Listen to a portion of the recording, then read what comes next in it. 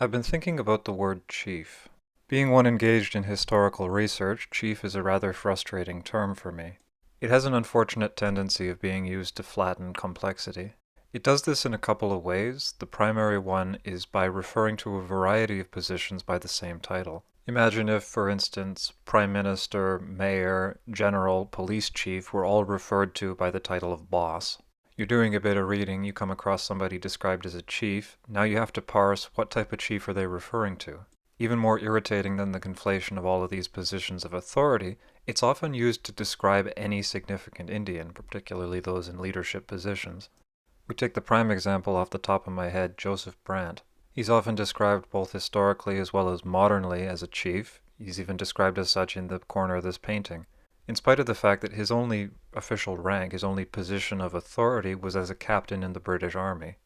There's this frustrating situation where the casual term in English to refer to an Indian with any sort of position is the same word as the specific term used in English to refer to something more specific. You're doing a bit of historical reading, you come across somebody described as a chief. Okay. Does this mean he was one of the 50 chiefs on the Haudenosaunee Grand Council? Or does it mean that in this particular group of traders that you encountered, this was the one who spoke English? Instead of the word chief, some people will use the word sachem or sachem. This is not a helpful word when referring to Haudenosaunee people. There's a couple of reasons why it's unhelpful. First, it's a Narragansett word, an Algonquian word. It's not a Haudenosaunee, not an Iroquoian word. Their political structure is different. The word chief means something different in respect to their culture. The word itself is more specific than chief, which should solve some of the problem, but once again you're using the words of one language to describe a station that doesn't exist in that language. You might as well use member of parliament, it would have the same effect. There's another problem with it though, in that it doesn't actually solve the problem of ambiguous language. Oftentimes people will read the word chief in reference to some historical figure, and they will translate that in their modern work into sachem in an attempt to look like they did their research. However, if the original use of the word chief was ambiguous, they carry that ambiguity forward into their translation. For example, I have on several occasions encountered Joseph Brant being referred to as a sachem. It's just an additional level of incorrect that's applied. Sachem is a Narragansett thing. Joseph Brant was a Mohawk. Mohawk do not have sachems, they have Loyana. This is on top of the fact Joseph Brant was not a Loyana. He was a captain in the British Army. Incidentally, captain is a much easier word for an Anglophone to remember and pronounce, so one wonders at the public's reluctance to use it. Just seems a little strange to me. I want to talk about the four Mohawk kings again. I previously made a point about the heavily tattooed fellow Peter Brant. My point was that there's a contradiction between how he's described and how he's portrayed. He's described as being a chief, and yet he has military tattoos. If both of these things are true, this would be very strange. A chief is not supposed to serve as a warrior, and warriors are not supposed to become chiefs. One of the main responsibilities of a chief among the Haudenosaunee is to keep the peace. He's a peacekeeper. He upholds the great law. How can a man who takes violence into his heart and makes it a part of his identity, something that he wears on his face, how can someone like that uphold the peace? I speculated in that previous video that maybe it was a testament to his misspent youth. He was a man of violence, but not anymore, and now he just bears these tattoos because he can't get rid of them. There's another answer, though. Maybe he had no position of responsibility whatsoever, and the word chief was just poetic language. If that's the case, we could probably also say the same thing about the other fellow, John, who's got similar but less pronounced face tattoos. Nicholas also had face tattoos, but he was a Mohican, and I'm not sure what their rules were. I'm not going to talk about him as I'd be out of my element.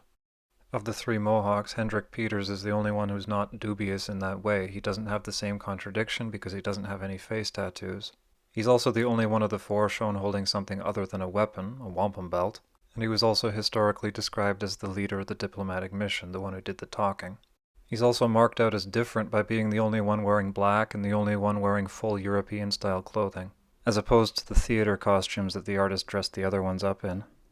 I had a thought which I found quite interesting. Maybe Hendrik was the only real chief among the four Mohawk kings. Maybe Peter and John were just members of his entourage, or maybe even bodyguards. I find this line of inquiry just fascinating, how our whole understanding of a situation can change just based on whether we interpret one specific word poetically or literally. We can go even further, though, and throw doubt even onto Hendrik. This diplomatic mission consisted of 3 Mohawks and a Mohican. Where are the other 5 nations? If Hendrik's out here representing the Grand Council, why did he get a Mohican and not, say, an Oneida? Well, the next piece of information we need to cast doubt on the whole situation is religion. All 4 of these men were Christians. A part of the 4 Mohawk kings' mission was to get Anglican missionaries instead of Catholic missionaries. Our people are getting converted. We're evidence of that. And if they're going to be converted, we want them converted into good, honest English Christianity, not that dirty, nasty French Christianity. So this is another weird thing. The role of a chief is to uphold the great law. The great law comes from the Creator, the Peacemaker, from nature. It doesn't come from the Judeo-Christian God. This was one of the major theological disputes of the colonial period. Can you be Christian and Haudenosaunee?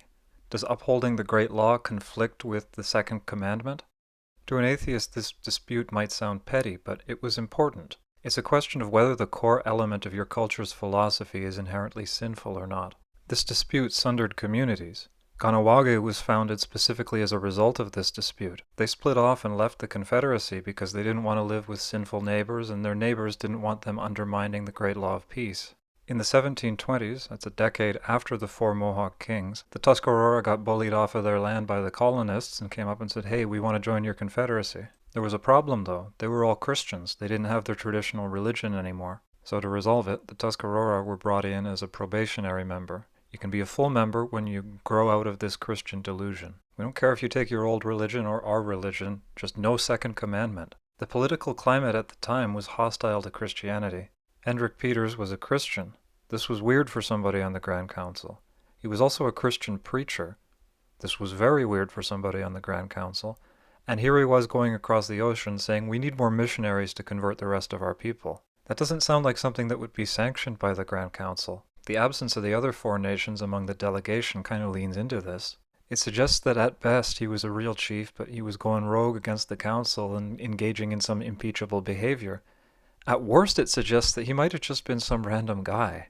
It's all very strange and confusing. The whole situation doesn't make a lot of sense once I subject it to a bit of scrutiny. Why would a chief or a delegation of chiefs, people devoted to upholding the great law of peace, go and ask for a war and conversion? The whole thing is weird from the get-go. It starts to make a bit of sense if you think that maybe chief was just poetic language. Heck. Anyway, I haven't really thought this through to its conclusion. This isn't my period. I'm not really equipped to deal with it. I'm going to have to do a lot more reading to unpack this. It's rather frustrating because the 4 Mohawk Kings is one of the best stories that came out of the period. It's a shame to throw doubt on it. Anyway, these are just some thoughts I found interesting enough to share. Don't put too much weight into them. I haven't thought them through all the way. Thank you for listening.